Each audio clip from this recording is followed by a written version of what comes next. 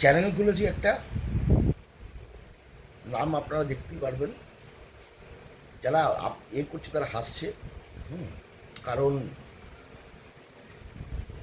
হাসির জন্যই করেছি, যেন রমেশ কুমার ফালতু বাতে শুরু করেছে ওরকমই। এই চ্যানেলে মোটামুটি আমি দুরকমভাবে কথা বলবো। একটা হচ্ছে আমার পার্সোনাল লাইফ, যেটা শোনার আপনাদের কোনো ইন্টারেস্ট থাকবে না। আরেকটা হচ্ছে আমার সেন্স অফ হিউমার দেখানোর চেষ্টা করব, প্রায় জিমনাস্টিক্সের মতন। আপনারা সেটাকে দেখতে পারেন বা শুনতে পারেন। আর এর সঙ্গে কিছু সিরিয়াস কথা বলার চেষ্টা করব, রিলেশনশিপ নিয়ে,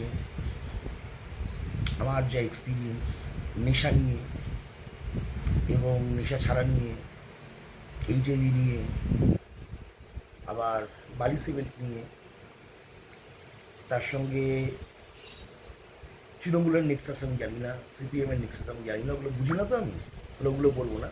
বালি সিমেন্টকে এই বালি সিমেন্টের জায়গায় রাখবো, কারোর সঙ্গে আমি জুড়বো না। এবং প্রোমোটারদের আমি কোনোভাবেই কোনো এখানে প্রশ্ন তুলব না। তাহলে আমি কি করব সেটা তো এখন প্রথম ভিডিও করছি, আর যারা করে দিচ্ছে তারা হাসাহাসি করছে, ফলে আমি এখন ডিসাইড করতে পারছি না, খুবই আনপ্রফেশনাল ব্যাপারটা হচ্ছে।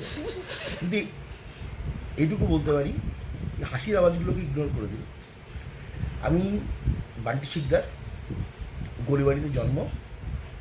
আমাকে ছোটোবেলায় খুব পড়ুয়া বলা হতো এবং ভালো ছাত্র বলা হতো, কারণ আমার ভাই বোনরা আমার থেকেও খারাপ ছাত্র ছিল।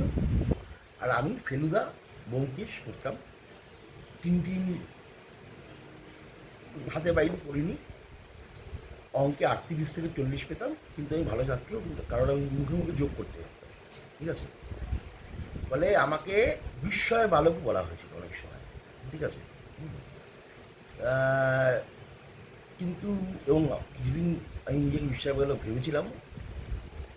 তারপরে ভুলগুলো ভাঙে, অনেকগুলো জিমনাস্টিক্স দিয়ে আমি এখন এই মুহূর্তে চাকরিহীন জীবন কাটাচ্ছি।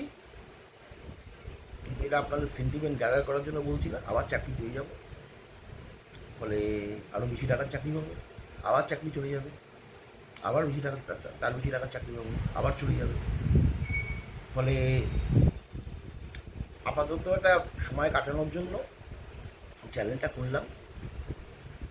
আপনারা আশা করি এটাকে দেখবেন এবং ফেলে দেবেন। Thank you.